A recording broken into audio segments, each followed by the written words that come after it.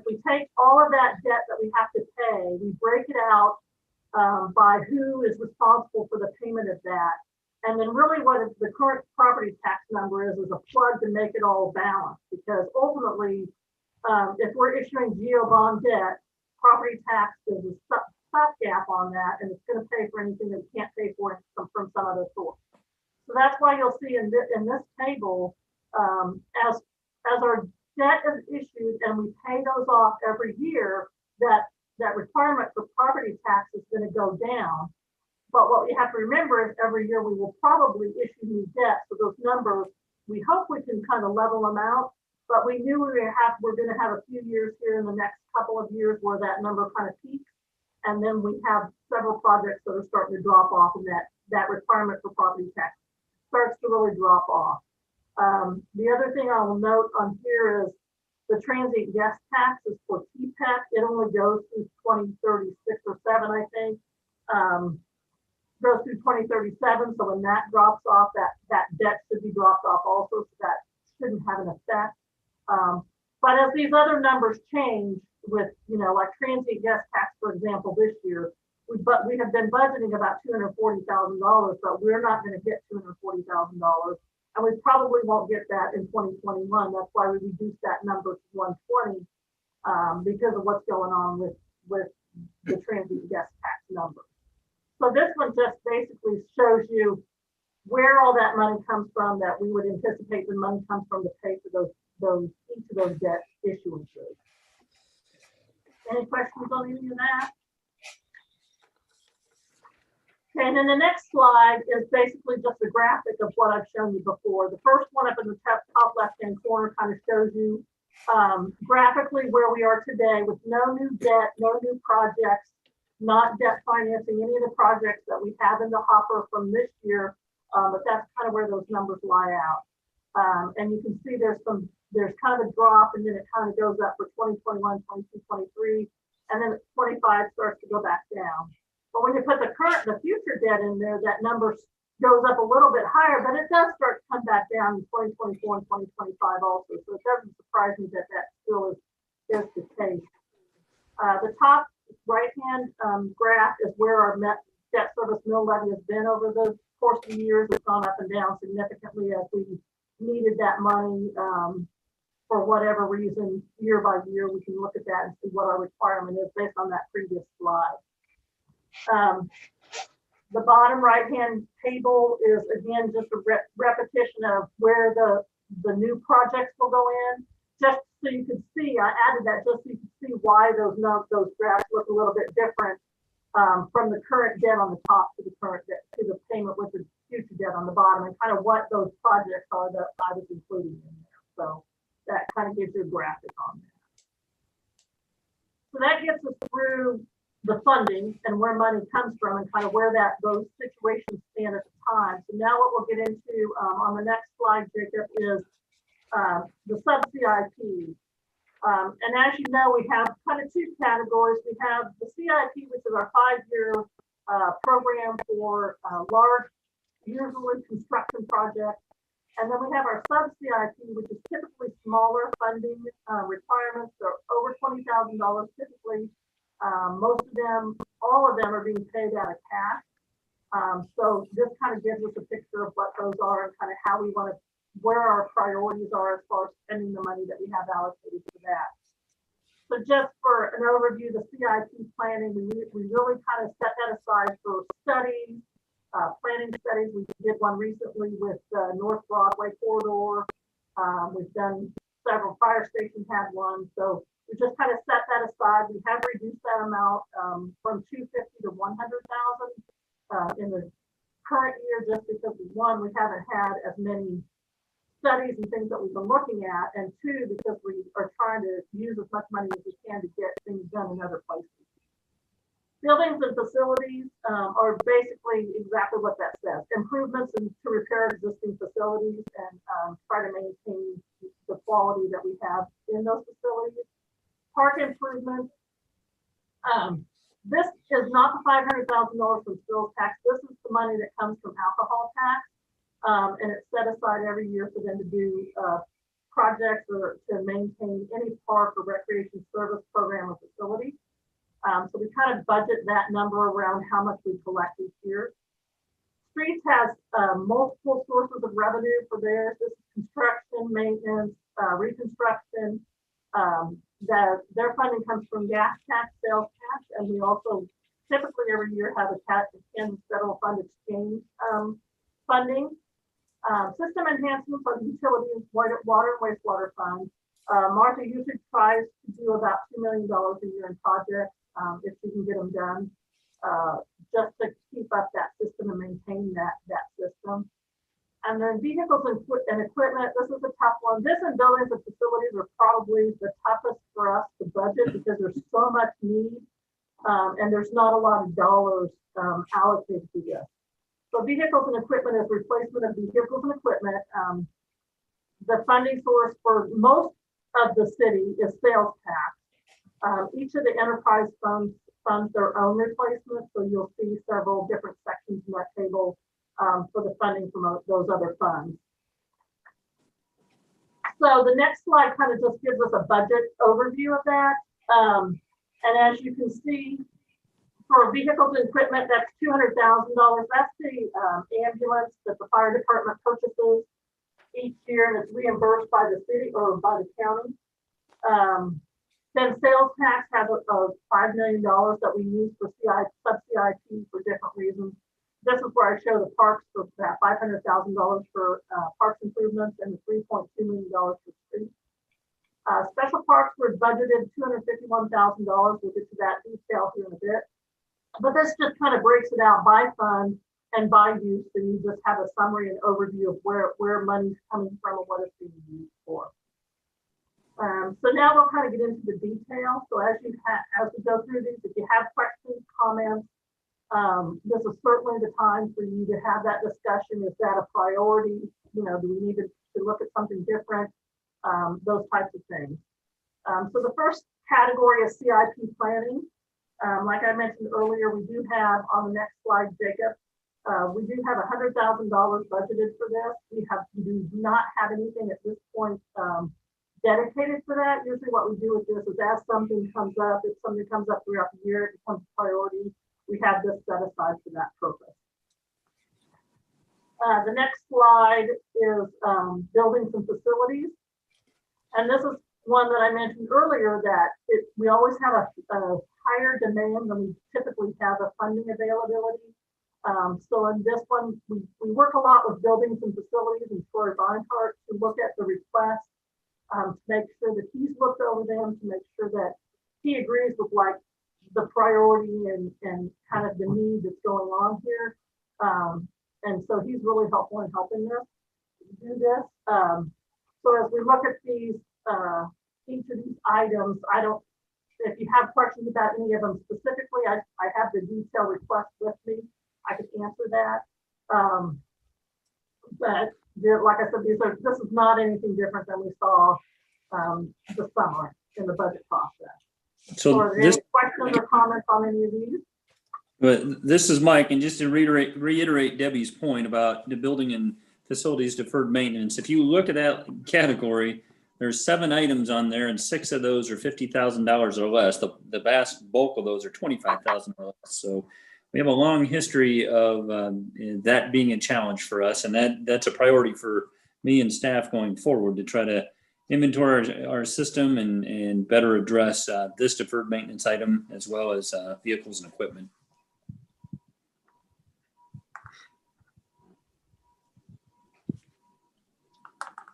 The only one I will add to that list is I did get a call this week about the PD building group, and that's become a more critical item. So I think that one will probably rise to the top. So you'll see that probably come very early in the year to get that done as soon as weather allows, because that's become more critical at this point. So then on the next page, I brought in also, I hadn't done this in the beginning, but on the next slide, we talked about the special parks and that funding. So I brought in the information about that fund. The fund had a balance at the end of 2019 of $348,000. We have historically budgeted expenditures of $194,000 because that's kind of kind of an average of what we collect. However, we have not spent very little of that money this year due to COVID. So I expect that we'll have a significant amount left over. I would anticipate that fund balance goes up probably another $100,000 by the end of 2020. So what we've kind of recommended, because the need for vehicles and equipment on the next slide is so great, especially in the parks department.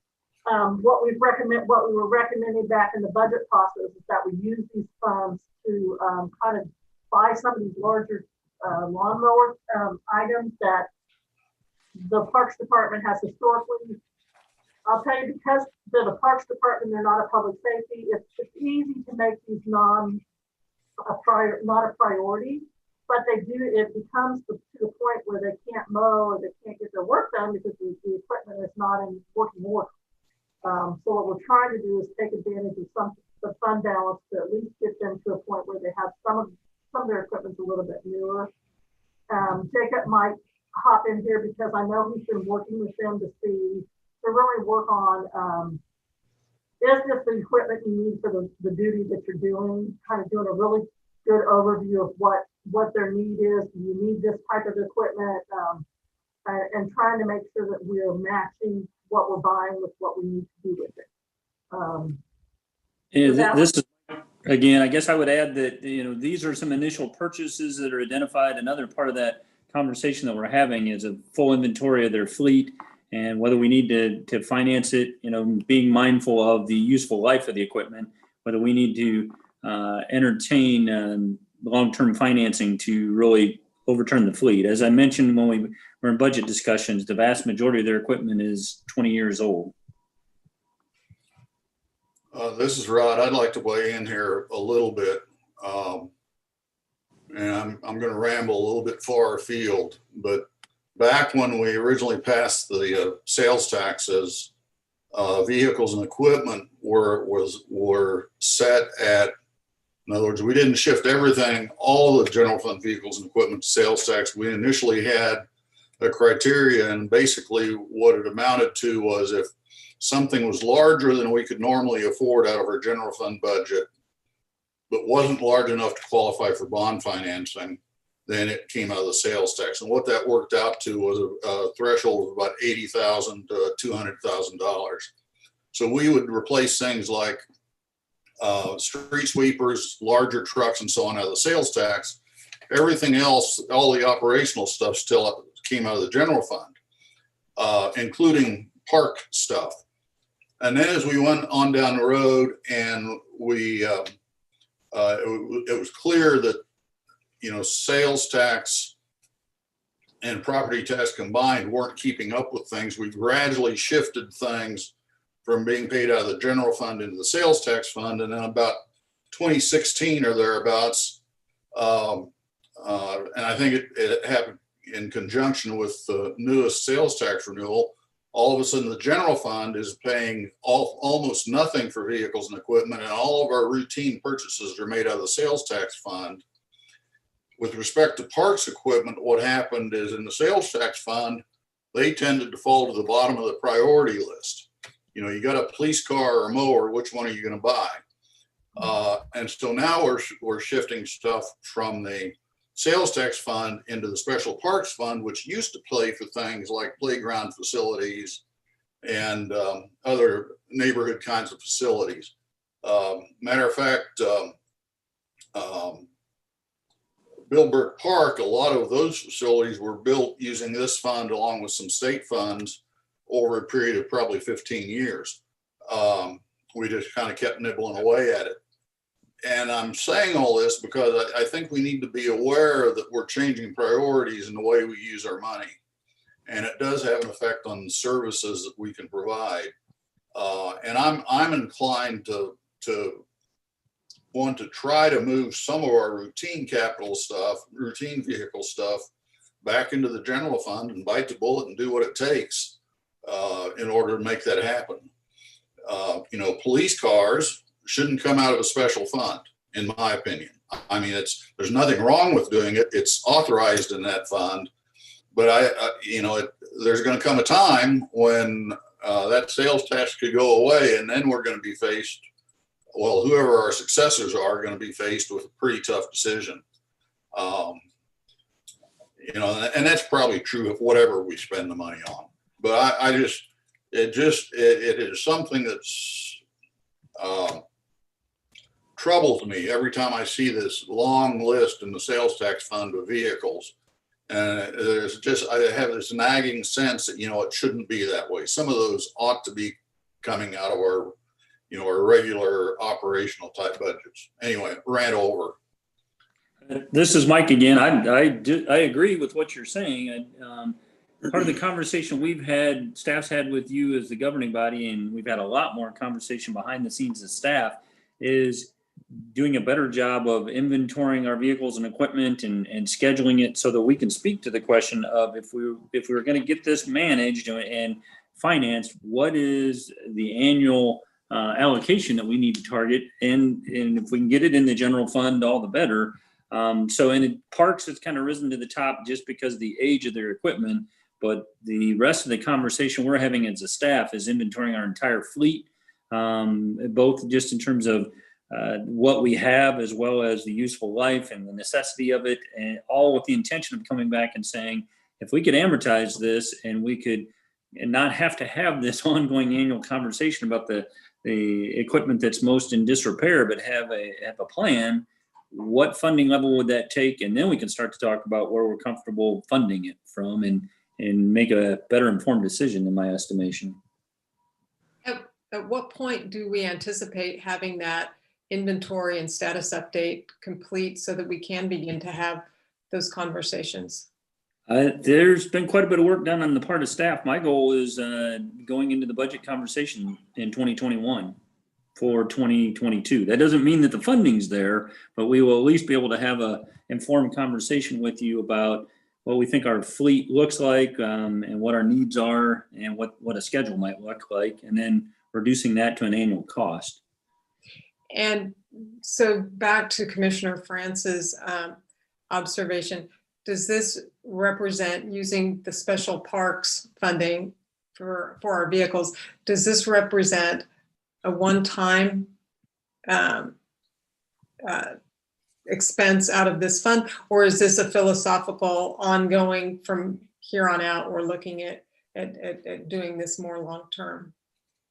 Well, the items on the screen represent a one-time expense. Right, but I just meant in the use of that revenue source.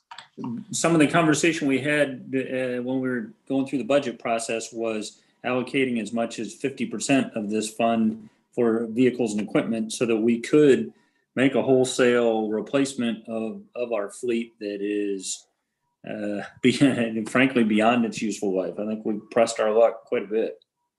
So our thinking, if we can get a fuller picture of the vehicles and equipment inventory and we identify an alternate source, we can certainly transition to that and rededicate ourselves to special parks. But our conversation so far has been kind of splitting this in half so that we can start to address the parks vehicle and equipment issues. If I might weigh in, if you really think about this, we last year decided to invest $500,000 a year in park improvements out of the sales tax fund. So we do that, and I believe that's the number that's listed. But then what we do is we take vehicles and equipment out of the sales tax fund and put it in the special parks fund, which we used to use to fund park improvements. So the net increase in park improvements is really only about $250,000. It's kind of this is not a good way to say it, but it's kind of a shell game. And we didn't end up doing what we thought we did. So I understand why we're doing it, and I understand the pressures that move us that way. $251,000 would be something like $500,000 if we were to fund it out of the general fund. So I don't know that that's the priority. I think these are things we need to be aware of when we start telling the public. But we've committed $500,000 a year to park improvements. Well, not so much really. We committed 250,000 to park improvements and 250,000 to replacing vehicles and equipment that we've not replaced for 10 years. Was it 10 years, Mike, or 20? 20. 20, you know. Yeah. So I just think we need to have our eyes open going forward into this and understand that, you know, we're setting priorities sometimes, I think, without necessarily being aware of what the implications are. Yeah, and I understand your point. We might need to go back in history and look at what we actually spent on the special parks fund. Because I don't know that, you know, it has done special projects and done things like that, but I couldn't entirely tell you what our history is. I mean, if you look at 2019, our actuals were $3,500 in expenditures. I'm looking at that, right? It's varied a lot from year to year.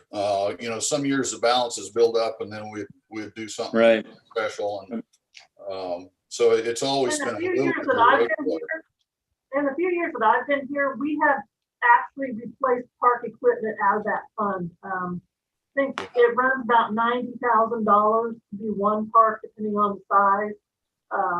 And in the from 2018 till 2019 or till 2020, we had actually budgeted in there to do park replacement. So like Mike was talking, what we talked about early on is if we could come up with some financing scheme or financing program to start financing some of this equipment. If we set aside $90,000 for park replacement, park equipment replacement, we'd still be kind of doing that. And then taking the other $90,000 or so and coming up with some financial plan to start replacing some of this equipment on a more routine basis. And in terms of, you know, parks in and of themselves, while improvements are, you know, the priority and they're the most noticeable, if we're on the verge of our equipment failing to the point that we can't maintain them at their current levels, that's not going to go unnoticed either. We are just at the bleeding edge of the life of that equipment because of how we've done this for so long.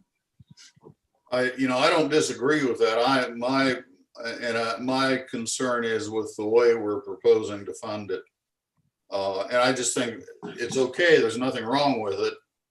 I just think we need to be aware that we're changing what we've said we're going to commit resources to. Yeah, and I'm committed to, as we prepare the 2022 budget, if there's receptivity to applying a mill rate to it, we can certainly quantify that in terms of the annual cost and what that looks like in a mill rate. In all honesty, I feel an obligation to come to you with a bigger picture than just the most pressing equipment needs in one department. When we talk about a mill rate, we need to have a broader plan so that you as a governing body have a sense of what the short and long-term ramifications are of that. So my hope is to bring you a more fleshed out vehicle and equipment plan so that we can take this conversation to the next step. Well, I think if we're talking about budgeting and mill rates, it has to go much wider than vehicles and equipment. We've got lots of needs and programs and so on that we talk about wanting to do, but we never seem to find the money to do them. And if we're going to do that, we need to have that conversation and make the decision to go. And frankly, we also need to be keep in mind that our parks have really suffered, and not just when we had to go to the shared work program this summer, but our parks do need some significant maintenance and investment in them. So I know it's a juggling act and it's about priorities and funding those priorities, but that's my concern about seeing any money that could potentially help out our parks conditions get reallocated long term. Well, and as we go about even a longer term study of what our needs are, one of the things I think we need to take into consideration is we're probably going to continue to put a lot of emphasis on property tax, because with the new jail being passed, that takes a 0.5-cent sales tax, adds to the sales tax to the county. And I think that's really hampers us to be able to increase sales tax in the future. Yeah. just want to throw this out there. I've thrown it out before, but when we look at the water storage that's contemplated at $90,000 a year coming out of the Parks and Rec, doesn't that seem like a system improvement to you that the water department should support? And wouldn't that create $90,000 to be used for other things, parks improvements, equipment, building needs? I'm not sure if that's a question for the governing body or for me. We've funded water storage for other, I'm drawing a blank on the program, but the water storage program with the state of Kansas through the utility fund. This particular one is the recreational water right associated with the river project. So it's a little bit different in that it's not necessarily water for consumption, but that's a conversation we could have. Isn't it backup and overflow though, in the case of if we need extra water stored in a dry summer, or any of those things that might be impacted by weather or rain or lack of rain? Yeah, I think the state's kind of segregated the programs and would not allow us to use the water storage water that we'd already purchased and the water assurance water. We had to buy this as a recreational right to be able to divert for aesthetic reasons through the downtown improvement. But I can double check on whether that's available for consumption in any way. Thank you. And we will talk about that here when we get to the actual CIP portion. That will be in there, and we can have that discussion a little bit further as we go through the actual capital improvement, the 5-year capital improvement program. Hey, Debbie, I know I'm just watching our time. If we're starting to get bogged down, you might help us move along. So we want to make sure we get through everything. So. Yep, I'm watching. Okay, so the next slide kind of as an overview of streets, and I will say that this allocation basically we know we estimate on what the money is that we're going to come in, especially for gas tax. We allocate our $3.2 million from sales tax and our federal fund exchange dollars. And what Public Works does is they kind of split that out based on what their knowledge is of those projects and their needs. But I will say that this is one of those sections of the sub-CIP that you see come before you often. And you'll often see that they took money from one of these sections to go to another one because they found that one was either the priority changed or the cost of mill and inlay went up or something like that. So the reason I bring that up is because I know that sidewalks have become a hot topic right now. So as we see the number in here for sidewalks is $50,000, that doesn't mean that if something happens and we decide that priority changes, that we couldn't take those funds and kind of reallocate from one of these other projects into that. So basically this is a standard list of items that Public Works does on an annual basis. And then it's just broken out by the amount that they kind of allocate to each of those projects, basically. There's nothing new here. I would also mention that we've applied for KDOT grant funding and EDA funding for specific road improvements associated with the Schwanz project. So as those grants and the details of that come to light, that we may need to factor that into these line items as well. With respect to sidewalks, the sidewalk ramp program has been something we've done annually for quite some time. In the last 2 weeks or so, there's been conversation about the lack of connectivity in general and just our decades history of sidewalks not being required in certain developments. If we're going to try to address that, I've already asked staff to start inventorying our sidewalk shortfalls. We're probably talking about an approach very similar to what the engineering staff recently presented to you in terms of inventorying our streets and categorizing them in terms of priority. We may have to do the same thing for sidewalks and then talk about an additional annual allocation if we want to tackle that. And the next slide is utility system enhancements. These are the projects that Martha has designated as projects that she hopes to get done in 2021. I just kind of gave you an explanation on the risk assessment one because I just felt like it wasn't very self-explanatory. But any of these other ones are just projects that she's got set up for her system enhancements for 2021. The next slide we get to is vehicles and equipment. And this is what I mentioned earlier, that we always have a lot greater requests than we have funding available. We do have a little over $900,000 in approved requests on this list. We have $930,000 budgeted out of sales tax fund. There's nothing that has changed since the last time we looked at this. The ambulance, as noted on here, does come from the general fund, but that is reimbursed by the county. I spoke to Chief today. He felt like that $200,000 was still a good number. Probably a little high now because we were able to get the power costs using CARES funding. So with a remount, we're hoping that that number comes in a little bit lower than that, but that should be fully reimbursed by the county. The next slide are vehicles and equipment that are purchased from other funds, the sanitation fund, the solid waste fund, the utilities fund. There again, there's nothing that has changed on these from what we presented earlier in the year. The GPS base station may come off here for 2021 because we actually ended up having to purchase that in 2020. If you recall, it came before you several weeks ago, a couple months ago. And I did verify with them today that that was this item. So I believe that item will come off of the solid waste budget fund for 2021.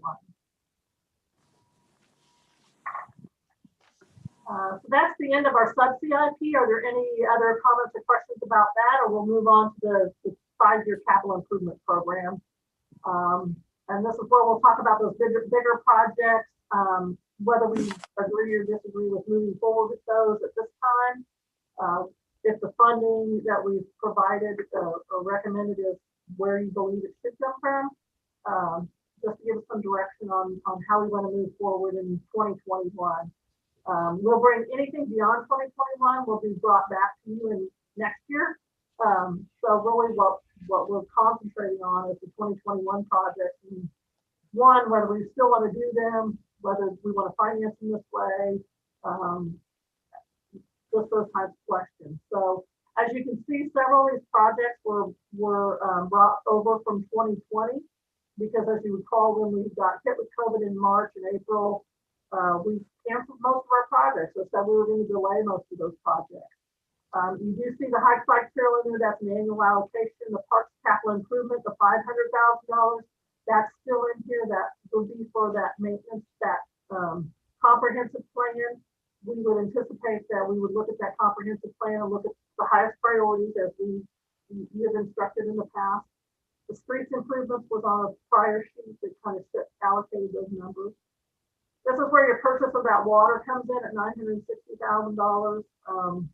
From what I've talked with Martha, that number, it could happen in 2021, depending on the construction, the actual construction. It could happen in 2022, but we want to make sure we're prepared if it is going to go forward in 2021. The first phase of the Smoky Hill River renewal at $7 million.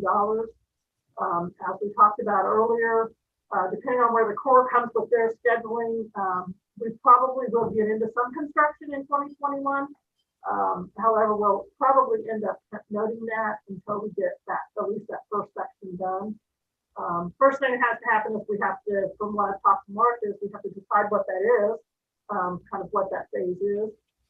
The other one that's still on here is North 9th Street Bridge construction, $1.95 million. As we saw in the streets allocation, they are intending to use some federal fund exchange dollars for this. So this number will go down if they do that. That was about $440,000 that could reduce that debt financing for that particular project. TPEC floors are back on here because we did postpone those from 2020. We have the option to go from TPEC fund balance or geo bonds, but at this point with the reduction of funding from transient guest tax, I'm not sure that the balance will be there to pay for this out of fund balance. It's just something we're going to have to watch and see as we go along. The other request from them, I took off the emergency radio project from this list that was on here originally because we did, as you know, we've already gone forward with that. In 2020, we've already bonded part of that. A new one on here is CPEC HVAC. There again, CPEC, I don't believe we'll have fund balance to pay for that, so that would end up being on a bond. The annual water line improvements, they were $4 million being funded by debt out of the KDHE loans. This was the first year, 2021, that we would pay for $2 million of improvements out of cash. And the water treatment plant, wastewater treatment plant is on here for the $28 million. Even though it's already kind of started the process, but we'll really get into that loan in 2020. Any questions or comments about the 2021 project? Now, I will say all of these projects, with the exception of like Hike Bike Trail and things like that, we'll come back to you again as we bid projects and that those will all come back to you again. So 2022, as with our normal 5-year program plan, we typically have a lot of specific projects in the first year or two, and then it's just kind of standard projects over the last 2 or 3 years. That's something that I'd like to see us get a little bit better at, is planning that whole 5-year plan. The second year, the renewal construction is on 2022. The Hike Bike Trail, those typical annual allocations are on here. I did take off the what would have been the third of 3-year construction for river renewal, only because we did not include that in the funding out of the sales tax, because when we looked at those numbers, it wasn't going to support it. So we did remove that from this CIP. The next 2024 is again just a repeat of the other those standard Hike Bike Trail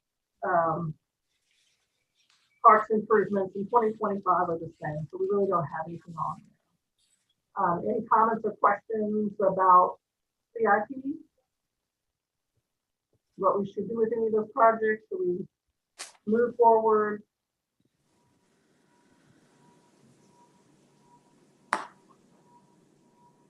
Any comments, anyone?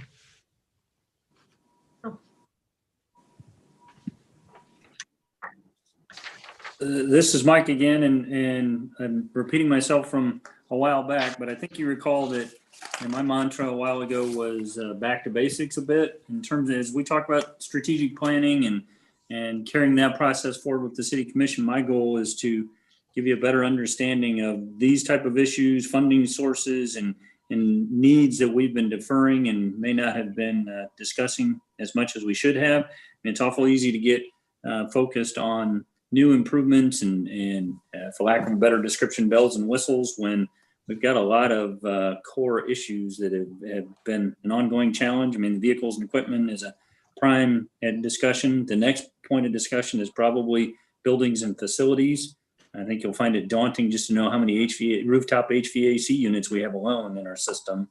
I feel like it's staff's duty to give you a better understanding of that so that you can make a fully informed decision as we start making funding decisions, whether it's CIP, mill rate, general fund, sales tax. There's a lot of moving parts for an organization this size, and we'll try to give you as a understandable and manageable overview as we can.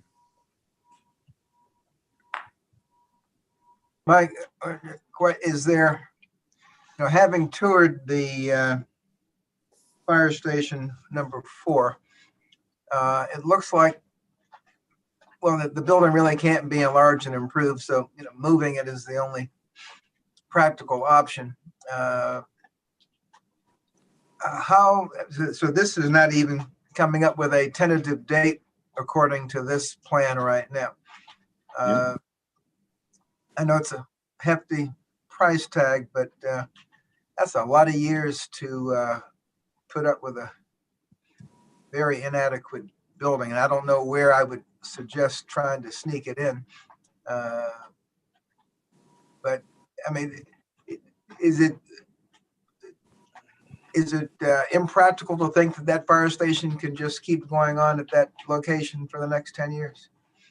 Oh, I don't want to assert that that's our plan for that. And in fairness to the fire department, then more than once they've asked, what's it mean to be on the CIP if we're just on the CIP year after year and things leapfrog over that project? And that kind of goes to the point I've been making before. Until we get a good, full understanding of our needs, it's awful easy for, pick whatever project you want to take on priority over things that just kind of continue to be a deferred maintenance item like that. So I think that's on the list. I think we have other priorities that have yet to even get entered into the conversation that all have to somehow get balanced and get scheduled. But no, I don't see us saying that we're going to bide our time for that long with fire station number 4. What we have to do is fit it in among the priorities and the finances and see what how we can make all that happen. Because it's going to always be the big one on the list. And I know we'll look at that $5 million and say, well, gosh, we could do these other 15 projects at $300,000 each, and it'll keep getting pushed back. But I guess if we prioritize needs, I guess wherever it falls on the needs list, I like to see it get pushed through on the funding, assuming money is there. Yep. In fairness, I don't disagree at all. In fact, I think we need a better inventory of needs so that we can have an informed conversation and then start setting those priorities and then start identifying our financing to go with that. Mm-hmm. Yeah, I agree, because until we have kind of a more global view of the shortcomings in all of our other facilities, I keep seeing a lot of HVAC systems, like you mentioned, that are needed but unfunded. And it's probably been 2 years since I took a look at that, that fire station needs assessment study. But it does occur to me that obviously the current situation is not good at all. It's terrible. But maybe, kind of like the way that the car museum did, maybe it's time for us to take another look at that study and see if there's any way that we can accomplish our goals somehow, not necessarily remaining in the same footprint, but in the same location, and some expansion to the to that land that's to the south of the present station. Yeah, and not to complicate the conversation further, but staffing of a medic unit and stationing them at Station 4, combined with transfer issues, and we're trying to staff through those. And there's a lot of interrelated staffing questions that go along with not just Station 4, but our staffing overall. And we're trying to sort through those as well. But we can't know it all, and we don't want to have paralysis by analysis, but we do need to be thoughtful about what we're trying to accomplish here, and I'm trying to facilitate that. Well, I guess we should at least keep our own facilities up to the level that we expect the county to keep the expo center up to snuff, particularly as far as, the HVAC things that if you don't fix are going to cost a whole lot more down the road after the catastrophe, be it a roof falling in or basement wall collapsing or whatever. Yeah, I think project by project, we probably do a good job as an organization doing it right when we do it. And I've used this analogy before, but I do feel like it's a little bit of whack-a-mole, where whatever pops up we address, but something's always popping up. Until we can get a more big picture view, it's just reactionary. And one last question: if we spend more money on the baseball facilities, let alone a tennis facility, is that going to come out of some of this money that's not allocated from 22? Well, with respect to baseball, the conversation previously was transient guest tax, and right.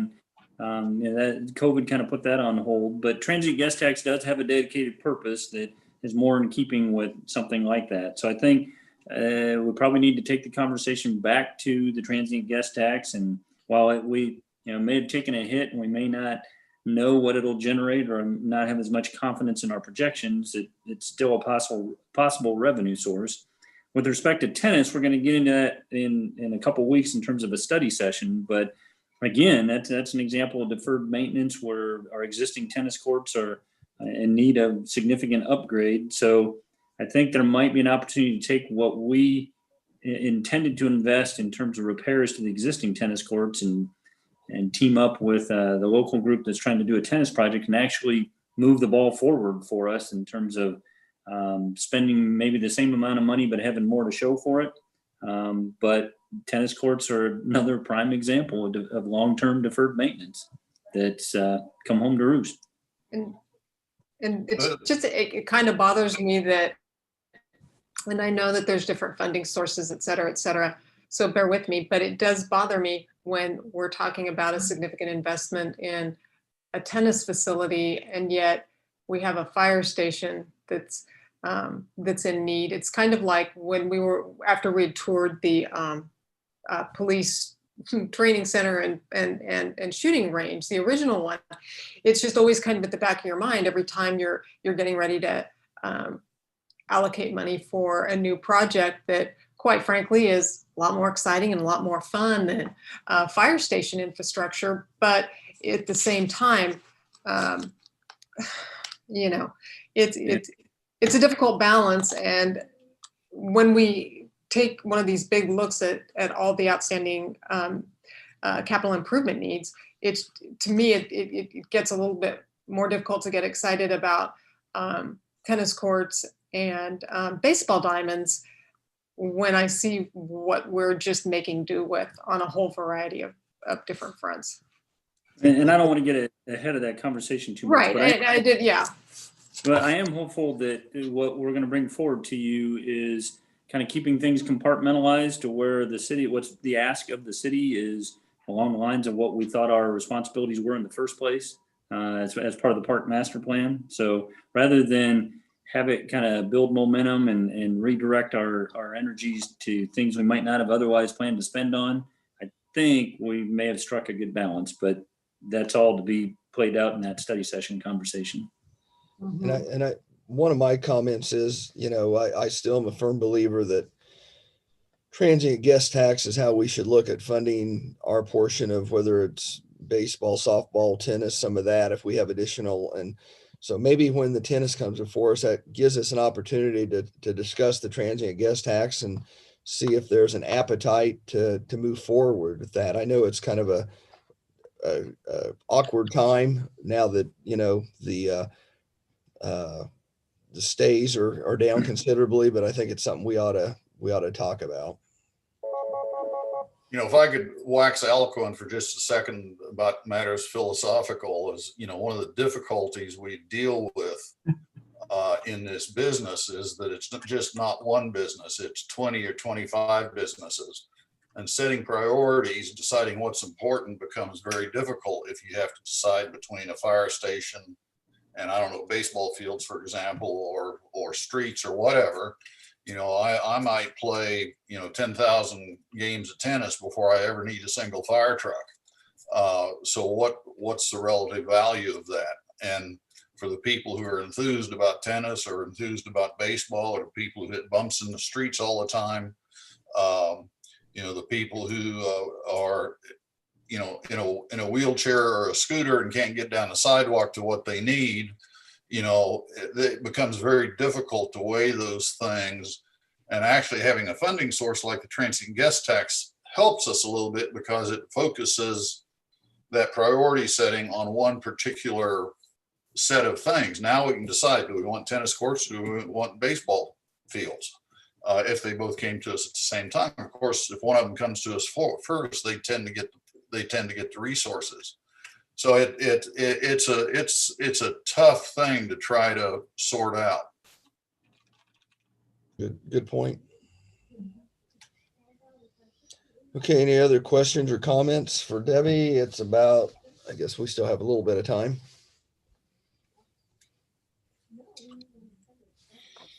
Can she solve all of these problems for us? I'm trying. Money will solve a lot of it. So I think your description of it not being one business, but 20 or 25 is a good one. yeah, that was really, And, not everything from funds to funding sources to challenges, staffing priorities. And as much as I want to give you the big picture, that's not entirely possible. We're doing our best to gather more information and help you process it. Well, and it's not only 20-some businesses, but we have 47,000 bosses, and all those 47,000 may have all different priorities. So obviously that weighs into it also. So, okay.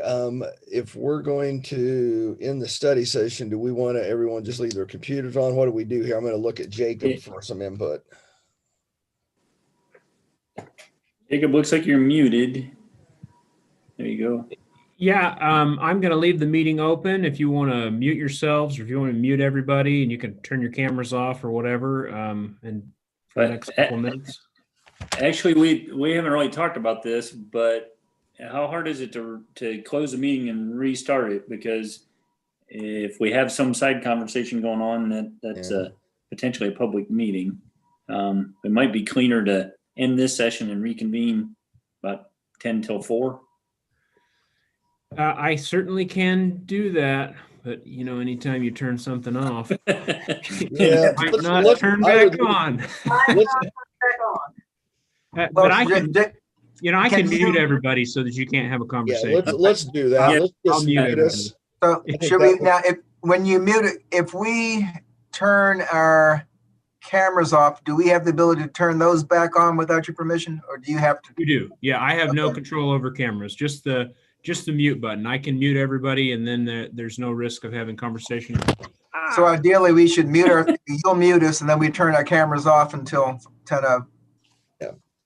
Yeah, I think if the conversations are muted, then my concerns addressed, and I think we're good. As long as it's not holding up signs, see. That's Oh, right. this, right. Okay, Okay. I'm muting you. Okay, Here we we'll see go. everybody back here a little before 4.